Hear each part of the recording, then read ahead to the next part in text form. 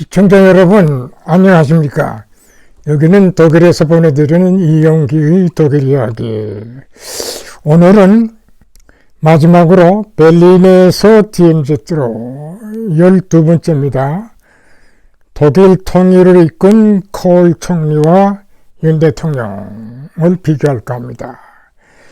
이 두 분이 두 가지 면에서 공통점을 갖고 있다고 저는 보는데, 저뿐만 아니라 많은 사람이 같은 생각을 가졌다고 봅니다. 하나는 자유사상, 다른 하나는 뚝심.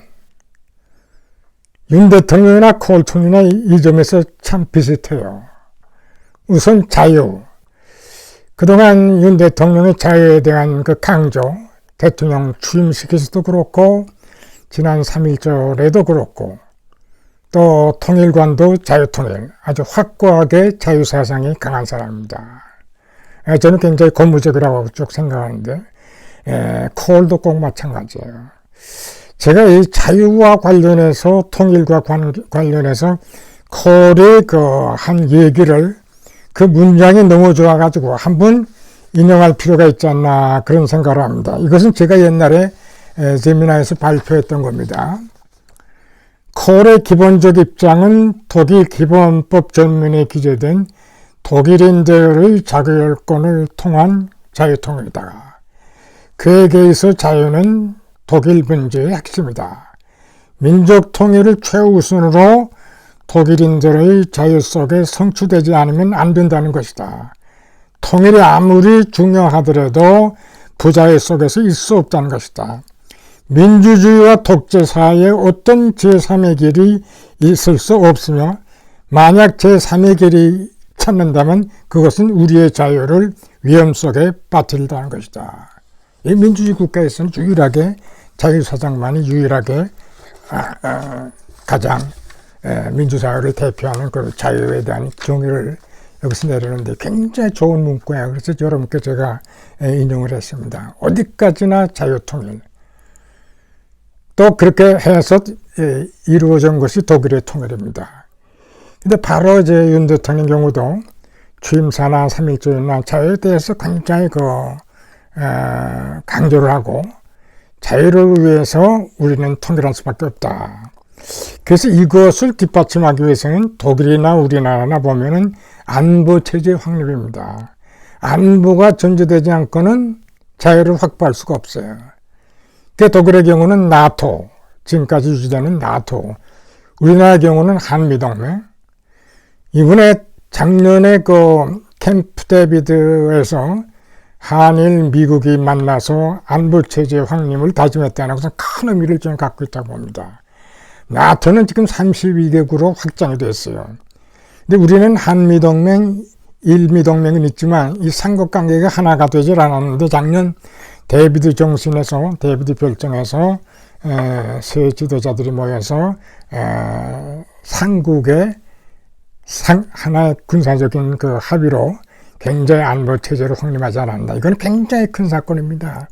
이 데비드라는 것은 미국의 대통령 입장에서는 아무나 이렇게 초대를 안 해요. 중대 사건이 있을 때만 데비드에서 초대를 합니다. 독일 통일 전에도 콜 부부를 초대를 했어요. 그래서 당시 부시 대통령이, 아버지 부시 대통령이 독일 통일을 허용하는 그러한 계기를 갖는 거죠. 작년에 데비드 삼국의 만남과 이 국동에서의 안보체제 강화는 앞으로 우리 통일을 위해서 굉장히 든든한 초석이 된다고 저는 봅니다. 굉장히 전 고무적인 효과라고 합니다. 바로 이와 같은 것이 우리의 자유를 지키고 자유통일 가능성을 만들 수 있는 무가 되지 않느냐.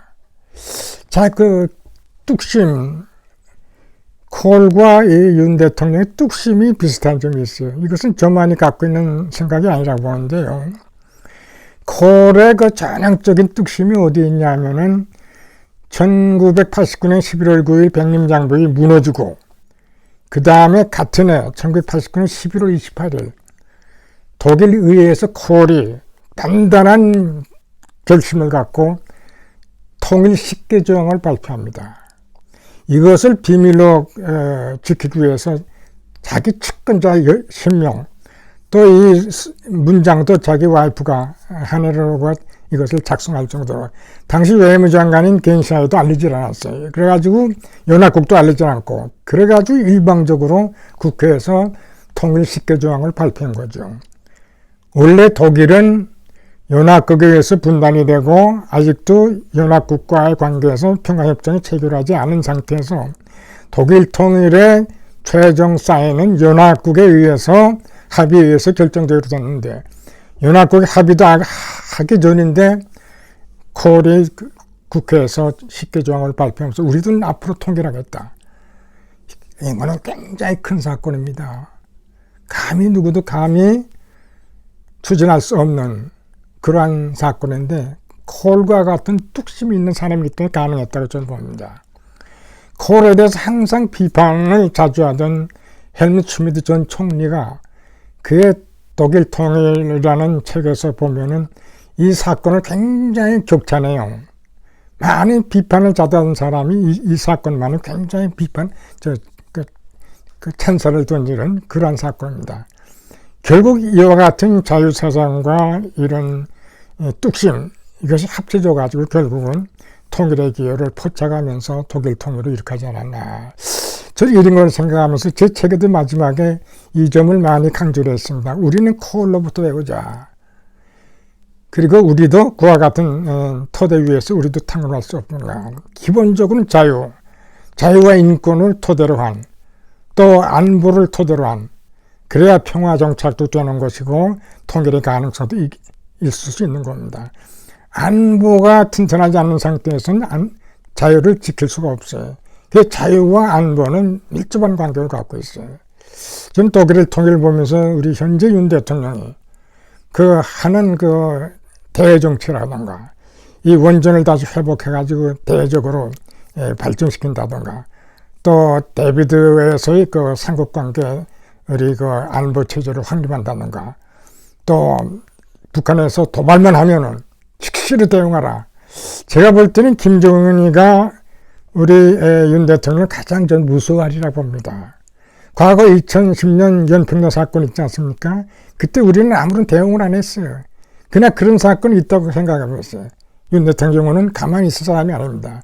바로 그 점이 김정은은 굉장히 무서워하지 않을까 생겼는가. 그래서 앞으로의 우리의 통일을 위한 준비와 더불어 이런 식으로 우리가 잘 해나가면은 오히려 통일의 길이 가까워질 수 있지 않나. 그래서 많은 사람들이 통일의 기회를 우리가 포착하자. 통일을 위한 준비를 하자. 저도 그게 적극적인 동감입니다. 이제 우리가 통일할 시기가 되어 있어요.